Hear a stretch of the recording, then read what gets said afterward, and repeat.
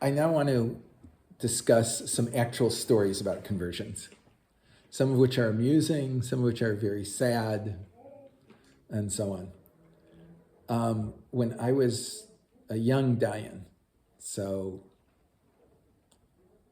this is 93, all right? I wasn't the Rosh Beis Din, I was just a Dayan on the Beis Din, and we had a guy who was converting who was a divisional sergeant major. So he's the highest enlisted rank in a division in the Marine Corps. 30 years in the Corps. He's retired. But he had 30 years in the Corps, so he had lifetime rights to housing on the Marine Corps base and so on and so forth. And I don't know if you know about the United States Marine Corps, but it's God, Corps, and country. Right? God is very, very important in the United States. You do not find atheists in the United States Marine Corps. And as he was studying Bible, the things bothered him, and he eventually started talking to an Orthodox Jewish chaplain, and he and his wife wanted to convert. And I have to say, this guy was huge. All right, like his arms were as thick as my legs. And so, you have the order of several people you're seeing in a day, and you call them in. And I remember walking out. I was the youngest Dayan, so I walked out to call in the next person. As soon as every time I walked out, you could tell he's like coming to attention in his chair. Right? Like it was drilled into him, this isn't going to change. Every question we asked him, there was a sir in the answer. And it was between Purim and Pesach. And so, of course, you ask a few questions. Do you know about B'dikas Chametz? Yes, sir. Search and destroy, sir. And I had this image, right? I had this image. There may not be a house left when he's done, but there's not going to be any chametz. And if you're talking about someone who has the concept of a commandment, I am commanded to do this, he's got it. You ask, one of the questions we ask is, you're accepting to do all the mitzvahs, all the commandments of which you're aware and that you'll learn in the future? Yes, sir. Just tell me what to do and it will be done, sir. And you have this complete and total confidence, right? There are anti-Semites in this world that try to kill Jews. I can take it, sir. You can imagine, I read his file. He'd actually been in combat many times, the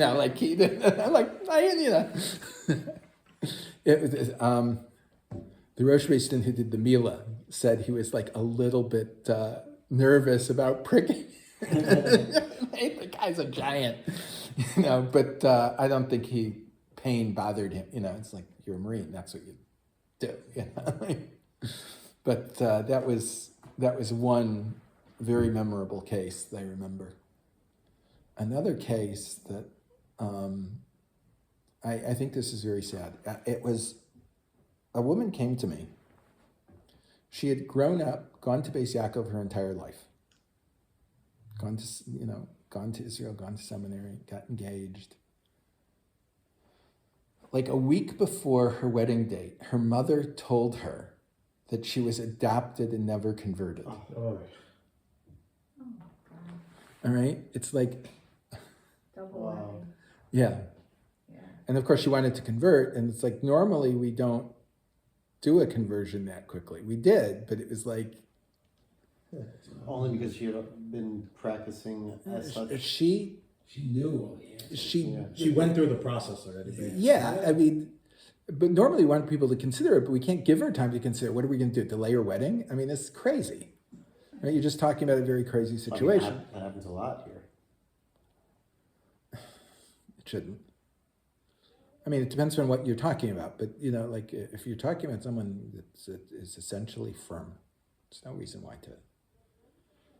why we have to delay it. Isn't there halachas against someone who's not Jewish to keep Shabbos. Yes, there are. Even to go into a shul. So No, they can go into a shul. they could. Beisi beis tefillah yikarei lakol amim. Right, it's a pasuk in Navi. My house, meaning the temple, is called a house of prayer for all the nations. Oh, good.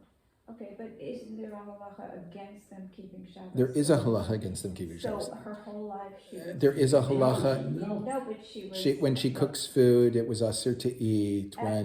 If she touches wine that's not mavusha. Yeah. Her whole life was a lie, and it wasn't a big avera too. But she's not bound It's by not her fault. But by the way, it's not her fault. It's right. No, she's not bound. She doesn't have to keep mitzvahs because she's not Jewish, but she didn't know that. She thought she was an Orthodox Jew, so she's keeping all these mitzvahs. But there are halachas about non-Jews keeping Shabbos and all these. No, I understand. That's her parents' avera, not hers. Yes. Oh, okay. I guess. Right. There I was mean, she thought is her adopted parents or her parents? her adoptive parents. parents who didn't tell her. They didn't tell her she wasn't Jewish. Yeah. And they really should have had her converted as a child. What's the, what are you doing here? Right? I I'm mean, surprised they even told her when she was getting married. But okay. well, her mother realized at that point that she, whatever, I don't know. Wow. Um, That's a heavy one. I So Makara. am now going to tell you a story that I Wait, had. you said the ending. We converted her. That's it. Oh, you converted her. Okay. Yeah, quickly. Good. I think it took us 3 days or something like that. This is a story from Eretz Yisrael. My Rebbe Rav Drukman was head of one of the original Batei Din for conversion in Eretz Yisrael.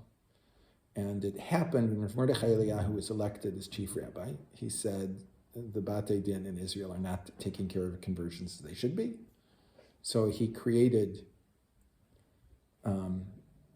with his magic wand, let us say, 2 Batei Din that were set aside only to 2 conversions, one in the south and one in the north. The one in the south was led by Rav Chaim Drukman Zatzal, one in the north by Rav Tzfanya Drori, who's the Rav of Kiryat Shmona.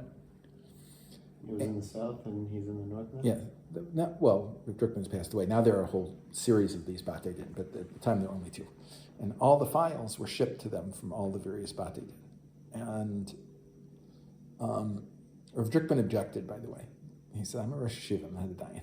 He said, I'll send you someone to sit with you until you're confident, and you come, you sit with me and Rabbi Avram Shapiro, the Ashkenazi chief rabbi, one day a week on the Beit in the Gadol, until you have enough shimush. And so I did that for a year and so on. And for the first 6 months, the Beit in Stat, the Tzitz Eliezer Zitzal came and sat as a Rosh Beit Din. Then after that, Rav Zalman Nechemiah Goldberg sat for 6 months and so on. But it's very, very the greatest Gedolim he had the shimush with. Which I find very funny because the Haredim all yell, he's a Rosh Hashiva, he had no business doing it. That was what he said, and he learned from the greatest people in the generation how to do it. And what was really funny is his Rebbe in Halacha was Rav Shlomo Zalman Auerbach. And one of these Haredi people wrote an article in a newspaper, one of these, whatever it is, online magazines. And it said, if Rav Shlomo Zalman would have said what to do, then everyone would have accepted it. So I sent him Rav Shlomo Zalman's psag. I said, this is what he did. Drukman asked him, this is what they did. Why are you complaining about this? He didn't respond. But the comment that I made, asking the question, he took down. He removed. You have to keep things in proportion. We can't allow MS to actually interfere with our political program. That's not acceptable. But one of the files that he got was a child was adopted by a couple that couldn't have children. They lived on a Shomer Hatzir kibbutz, a good communist kibbutz. And he met with all the parents, and he said, for Giur Cotton, for converting a child, we have 3 requirements. There has to be Shomer Shabbos. Kid has to be raised in a Shomer Shabbos environment.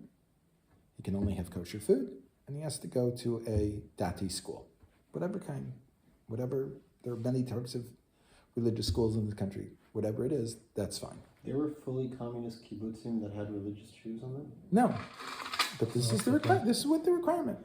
And they said, we don't have Shabbos, we don't have kashrus, we don't. He said, think about it. My phone is opened 24 hours a day, which was true. And they come back. They have 2 of the 3. I don't remember what the order is, but her mother is firm, lives in Yerucham, and they'll go there every other Shabbos. And when they stay in the kibbutz, they'll keep Shabbos. That if he'll send someone over to kasher their cottage, the child will only be able to eat in their cottage, and it'll be kosher. And I don't remember. The 2 were done first, and then he said, think about it. And the neighboring kibbutz was Kibbutz Chofetz Chaim. And both of the kibbutzim had a school. And so the parents talked to Kibbutz Chofetz Chaim. They would allow their child to go to the Kibbutz Chofetz Chaim school. So everything was taken care of. They did the conversion. After a few years, the kibbutz didn't like that this one family wouldn't eat in the Chadar Ochel. Mm-hmm. So they decided to kasher the entire kibbutz. So the entire kibbutz now keeps kosher. I was totally expecting the opposite. Yeah, I figured They kicked him out. It's not that, no, once you're a member, you're a member. So and Rav Druckman stayed in touch with this couple, and she calls up before Pesach, to wish the Rav greetings for Chag, and she says she's making a seder for 30 people in her cottage. She goes, I don't understand. The whole kibbutz is kosher now. Why don't you? You should be with everyone else. And she says, no. In the kibbutz, they eat rice on Pesach. By the way, Rav Druckman was extremely machmer. He was extremely machmer in kidneys. And my mother said, we're from Poland, and we don't eat rice, we eat potatoes. So we're having our own seder because we And Rav Druckman goes, I am telling you, it is 100% mutter. And Shomer Hatzir Kibbutz for Ashkenazim to eat rice. No, this is what we do.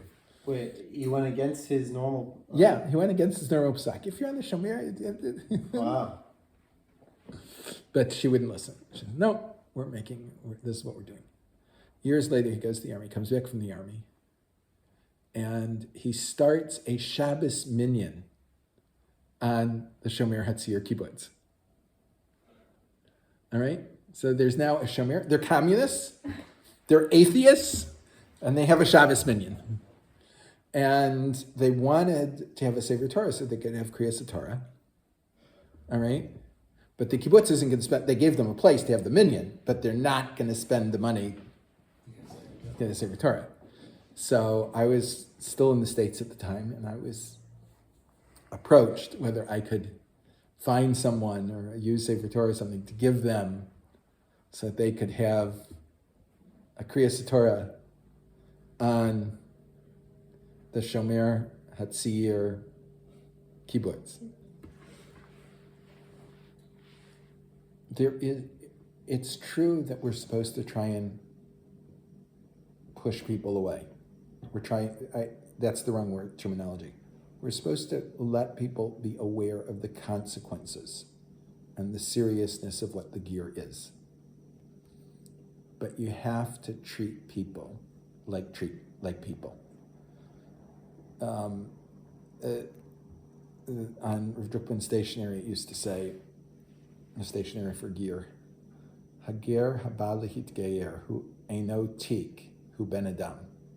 The person that's coming to convert is not a file, it's a human being. And you have no idea, if you shine light, what's going to happen, how that's going to grow and develop, right? You just have to see see what's there, see how it's going to, see what you can do, see what you can make it grow into, right? That's the obligation when dealing with Giur. I mean, I have to say, sometimes you have to say no. I had a case where a woman had a conservative conversion. Her husband was Jewish, one of the largest donors, the largest donor to a whole series of Chabads in his area. And he had a son before his bar mitzvah, a year or so before his bar mitzvah, and they wanted him converted and this and that. They had two boys, a younger boy as well. And we just couldn't figure out a school for the older boy to go. But the Chabad people were willing to give him essentially half-day schooling after he got out of public school, because paying for more than many. I mean, I found out he was donating over $1 million a year to 3 different Chabads. In total, it was over $1 million. So it was, this is a huge amount of money. And I said, but the younger boy's in 2nd grade. There is a school close by to you that he can go to. I can't convert him with, but they insisted that he had to stay in public school. I said, I'm not going to, no. And then they wanted me to convert the older child to deal with the younger child. I said, I'm not going to put myself in this situation where I'm going to get into the same problem. No way. Either we do them both like this, or we're not going to do it. And the guy went to his rabbi, one of the 3 that he supported, and said, what is it going to cost to fix this? And he said, you take $20,000 that you give me a year, hire a driver to take your kid to this school. I understand you and your wife don't have that. You have the money to pay someone to drive them there and drive them back every day, no problem. That's what it takes. So afterwards, this Chabad Shliach called me up and he said, it's wonderful that we don't do Giur. He said, because if it were the 3 of us rabbis, we would never have been able to stand up to this pressure. Now it's your decision. I have nothing to do with it. I can't put pressure on you. You don't raise money. So there's nothing to do about this. So you have to evaluate cases very carefully and see, again, as I said at the very beginning, not only what's happening now, what's happening a long time in the future, right? And one of the things that I always see as a positive sign, and this happens more than half the time, is when people cry either at the Beit or the mikveh, right? It's such an emotional situation for them that's it's a very good sign. And one of the things that we say immediately before someone immerses in the mikveh is, before you immerse, say a prayer for yourself, your future life, whatever, your future desires and so on. Rabbi, let me know. And sometimes you can feel like, there's, they don't say, they're not saying it out loud, but you can just feel that there's something very powerful going on at that point in time. And these are the important things in the way you have to deal with it. And there is always a huge responsibility on the Beit Din because we represent the reception committee of the Jewish people. Right? What type of impression are we making on the future? And especially, by the way, when we're converting women that are going to be mothers that are raising children, right? What kind of education are they going to be giving? What kind of Yiras Shamayim are they going to be implanting in their children? What kind of Mesiras Nefesh for the Jewish people is going to be there, right?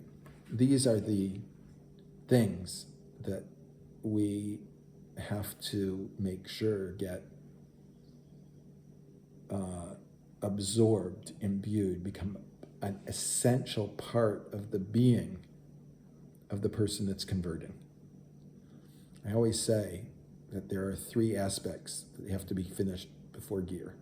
It's mastering the curriculum, which is by far the easiest. There's acculturation. Jews have a different culture than, if you live in Los Angeles, Jewish culture is not the same as non-Jewish culture. We're bicultural people in general. Maybe not in Eretz Yisrael, but certainly in Chutz La'aretz, right? And there's assimilation. And what I mean by that is becoming an active part of the Jewish community that they're a part of. And when these things happen and they come together at the end, it's possible to do the conversion. But a lot of that is Jewish culture, unfortunately, also isn't monolithic anymore, right? We have different, quote, different stripes of Judaism, some of which have nothing to do with the Torah anymore at all. I will give one example. I remember when on the ballot, gay marriage, gay rights were on the ballot in California, and the Jewish Journal had this thing that it was not a Jewish value to oppose gay rights. Suicidal empathy, right? So I wrote a response, and I used to do this from time to time. I'd write responses. They never printed my responses. I don't know why. But one of the articles they had was by one of the, quote, great poskim of the conservative movement, saying that Chazal were unaware of a committed homosexual relationship. What was that saying at all? So, well, that he says that's incidental, not that they're. Anyway, I quoted the Gemara in Chulin, Daf Tzamah Beis, Tzadi Beis, where the Gemara is looking for something good to say about the Romans, and so it finds three things to say, and one of them is Afal Pi is lo kosim ksuva l'shnei zacharim. They don't write a ksuva for two men. And Rashi says Afal Pi shem yachadim ish l'tashmishem. Even though they have a man set aside for their sexual use, lo hayu mekilim rosh kol kach lichtov lo ksuva. They were not so lightheaded to write him a ksuva, right? And so sometimes you have to take a stand, and it may not be pleasant to say some of the things that are Torah, but we have to inculcate these ideas, the true Jewish ideas, not the false Jewish ideas, into people that are going to become part of our nation. And then you never know what's going to happen. You can get a Shabbos Minyan and a Shomer Hatziyur kibbutz.